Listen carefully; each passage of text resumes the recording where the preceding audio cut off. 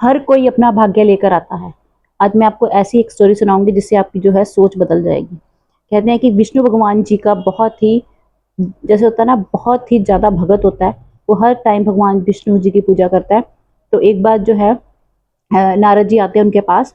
तो वो बोलते हैं कि देखते हैं इनमें क्या है जो भगवान जी की भक्ति करते हैं। तो वो देखते हैं कि हर टाइम भगवान विष्णु जी का नाम लेते हैं। तो वो एकदम उसको ध्यान में आता है। वो तो नारद मुनि जी से पूछता है कि जाओ विष्णु भगवान जी से पूछो कि मेरे भाग्य में मैं रोज कितने पैसे कमाऊंगा। तो नारद मुनि जी जाते हैं विष्णु जी के पास, बोलते हैं कि आपके जो भक्त हैं उन्होंने ये क्वेश्चन पूछा है कि आप मैं रोज के कितने पैसे कमाऊंगा। तो वो विष्णु भगवान जी बोलते हैं उन्हें बोलो कि 1 रुपया। तो नारद जी वापस जाते हैं उनके पास, जो भक्त होते हैं उनके पास। तो वो बोलते हैं कि आप दिन के 1 रुपए कमाओगे। तो वो खुश हो जाते हैं, कहते हैं अच्छा ठीक है। तो दिन के 1 रुपए कमाने लग जाता है और भगवान विष्णु जी की जो है पूजा करता रहता है। तो थोड़ी देर बाद जो है, दिनों के बाद जो है, उसकी शादी हो जाती है।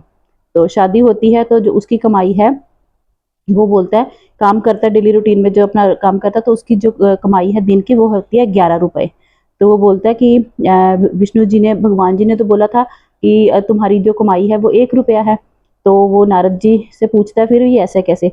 तो नारद जी दोबारा से विष्णु भगवान जी के पास जाते हैं, कहते हैं कि वो उसकी कमाई तो 11 रुपए हो गई अब। तो जो विष्णु भगवान जी हैं बोलते हैं कि हाँ बिल्कुल मैंने सही बोला था कि उसकी कमाई 1 रुपया है। तो जब उसकी शादी हुई तो उसके जो उसकी वाइफ आई, उसके भाग्य के जो 10 रुपए हैं वो उसकी आमदनी में जुड़े हैं। तो उसकी कमाई एक ही है। उसकी जो वाइफ आई है उसके जो दिन के 10 रुपए है, चाहे वो कोई काम ना भी करे, लेकिन उसके भाग्य के जो 10 रुपए है, उसके भाग्य में 10 रुपए है एक दिन के, तो वो उसके जो है आमदनी में जुड़ रहे हैं। तो ऐसी टाइम बीतता जाता तो उसके उनके जो है एक बच्चा होता है। तो बच्चा होने के बाद जो है उसकी कमाई जो हो जाती है 50 रुपए, 51 रुपए। तो 50 रुपए जब हो जाती है तो वो फिर हैरान हो जाता है कि मेरे मुझे तो विष्णु जी से नारद जी से पूछता है कि मेरी कमाई तो इतनी है, मुझे नहीं चाहिए इतना, मेरा तो काम चल रहा था 11 रुपए में, 21 रुपए में, जितनी भी उसकी पहले वाइफ के बाद कमाई थी। तो वो बोलता है कि अच्छा, वो नारद जी मतलब नारद जी जो है विष्णु जी के पास फिर जाते हैं कि पूछते हैं, बोलते हैं कि वो उसकी कमाई तो अब जो है पहले आपने 1 रुपए बोला, फिर उसकी 11 रुपए कमाई हो गई, तो अब वो बोल रहा है कि मेरी कमाई जो है 50 रुपए है। तो विष्णु जी बोलते हैं कि बिल्कुल सही है। ये जो बच्चा उसकी लाइफ में आया है, ये जो पहले उसने जो है 10 रुपए उसकी वाइफ के, 1 रुपया उसका 11, और जो बाकी के जो पैसे बचे हैं वो उसके बच्चे के जो है भाग्य के हैं। जब उसकी बच्चा उसकी लाइफ में आया वो उसकी कमाई, क्योंकि उसका जो खर्चा भी बढ़ा।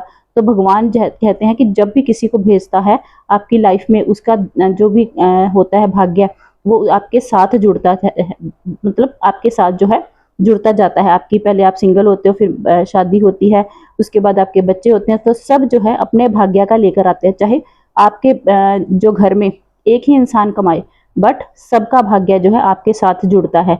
इसे जब भी शादी होती है तो एक जो लड़की घर दूसरे घर में जाती है वो अपना भाग्य साथ में लेकर जाती है, और जब उनके बच्चे होते हैं तो उनका भाग्य उनके साथ जो है चमकता है। बोलते हैं ना, इसलिए कहते हैं कि हर किसी को, कभी भी किसी को ये नहीं बोलना चाहिए कि मैं तुम्हारे लिए ये कर रहा हूँ या मैं ये कर रहा हूँ, मैंने तुम्हारे ये किया है तुम्हारे लिए। कभी भी किसी को सुनाना नहीं चाहिए, क्योंकि जब आपकी लाइफ में अगर वो इंसान है तो वो हो सकता है वो अपने भाग्य का खा रहा हो, और जब वो आपकी लाइफ से जाएगा हो सकता है वो जो आपके भाग्य में है वो भी लेकर जाए।